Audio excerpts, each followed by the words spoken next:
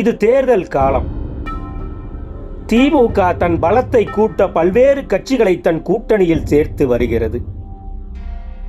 அப்படி கடந்த சில நாட்களுக்கு முன் திமுக கூட்டணியில் இணைந்த கட்சி Social Democratic Party of India என்ற எஸ்டிபிஐ.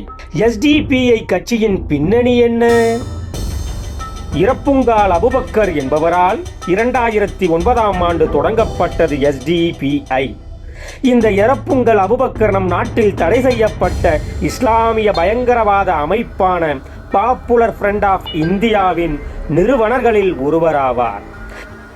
இந்த பாப்புலர் ஃப்ரண்ட் ஆஃப் இந்தியா என்பது இந்திய அரசால் தடை செய்யப்பட்ட SIMI Students Islamic Movement of India என்பதன் வழித்தோன்றல். இந்த அமைப்பின் கேரள மாநில தலைவராக இருந்தவர் இந்த இரப்புங்கல் அபுபக்கர். 2047ஆம் ஆண்டிற்குள் இந்தியாவை இஸ்லாமிய நாடாக மாற்ற வேண்டும் என்ற PFIயின் திட்டத்திற்கு மூளையாக செயல்பட்டார் என்ற குற்றச்சாட்டின் அடிப்படையில் கைது செய்யப்பட்டவள் இரப்புங்கல் அபுபக்கர். எஸ்டிபிஐ அமைப்பு தடை செய்யப்பட்ட பயங்கரவாத அமைப்பான PFI அரசியல் அமைப்பு என்று எஸ்டிபிஐ குறித்த விக்கிபீடியா பேஜ் குறிப்பிட்டுள்ளது. ஆயுத பயிற்சி முகாம்கள் நடத்தியதற்கான ஆவணங்கள், பதுக்கி வைக்கப்பட்டிருந்த ஆயுதங்கள் முதலியவைகள் கேரளாவின் நாரத், கண்ணூர் மாவட்டங்களில் இருந்த எஸ்டிபிஐ PFI அலுவலகங்களில் கைப்பற்றப்பட்டன.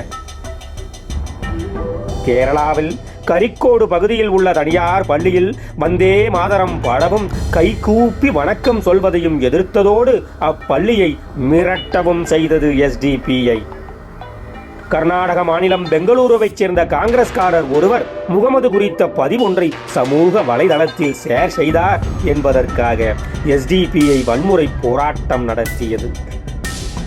டிசம்பர் மாதம் 2020 கர்நாடக மாநிலம் மங்களூருவில் கிராம பஞ்சாயத்து தேர்தலில் ஜெயித்தவுடன் இக்கட்சியின் உறுப்பினர் பாகிஸ்தான் ஜிந்தாபாத் என்று கோஷமிட்டதற்காக காவல்துறை வழக்கு பதிவு செய்தது. சட்டவிரோத குடியேற்றத்தை தடுக்க கொண்டு வரப்பட்ட CAA சட்ட திருத்தத்திற்கு எதிராக நாடு முழுவதும் போராட்டம் நடத்திய எஸ்டிபிஐ கோவையில் சட்ட நகல் எரிப்பு போராட்டத்தை நடத்தியது. கொரோனா பெருந்தொற்று காலத்தில் சட்டவிரோதமாக தமிழகத்தின் பல ஊர்களில் பதுங்கியிருந்த தப்லீக் ஜமாத்தினரை அவர்கள் சொந்த நாட்டிற்கு அனுப்பி வைக்க வேண்டும் என்று நீதிமன்றத்தில் வழக்கு தொடுத்தது எஸ்டிபிஐ. கொரோனா தொற்று காலத்தில் போலி பாஸில் பயணம் செய்து சிக்கியவர் எஸ்டிபிஐ அமைப்பின் மாநில தலைவர் நெல்லை முபாரக்.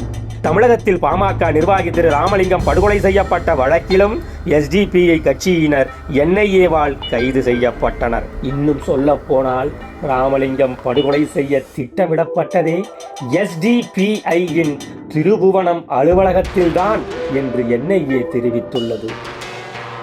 அழுகிய மாமிசத்தை கேரளத்திலிருந்து எடுத்து வந்து தமிழகத்தில் கொட்டியவர்களை தட்டி கேட்ட கம்பத்தைச் சேர்ந்த ரவிக்குமார் ஜனவரி 2022 வெட்டப்பட்டார்.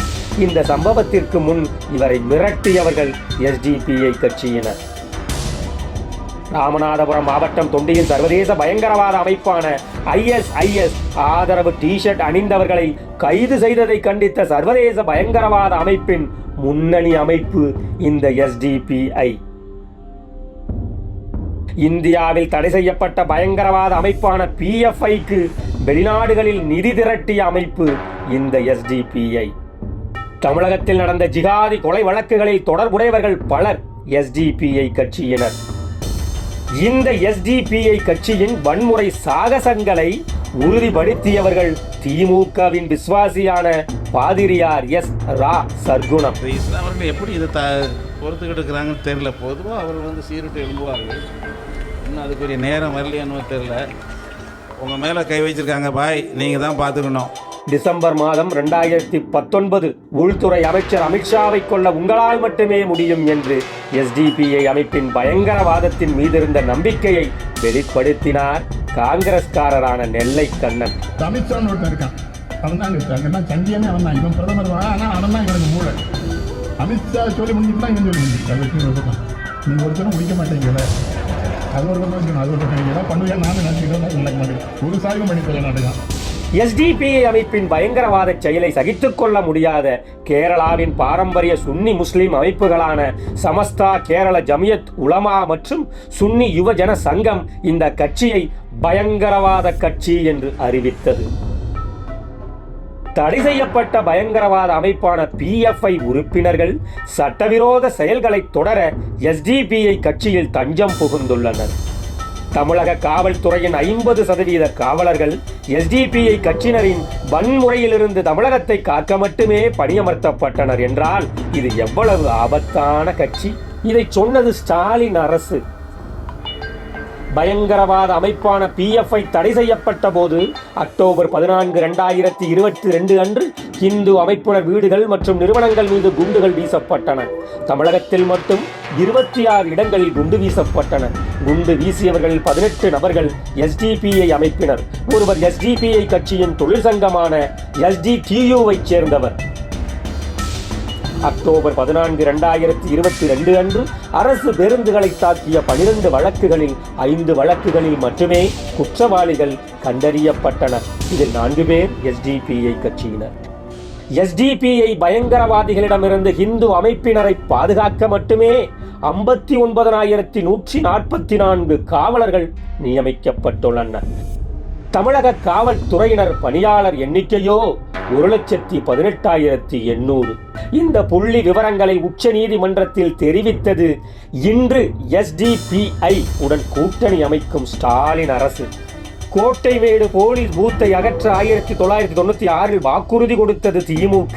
தேர்தல் முடிவு வெளிவரும் போதே அதை உடைத்தெறிந்தனர் முஸ்லீம் பயங்கரவாதிகள். விளைவு கோவை தொடர் குண்டு வெடிப்பு உட்பட பல குண்டு வெடிப்புகள்.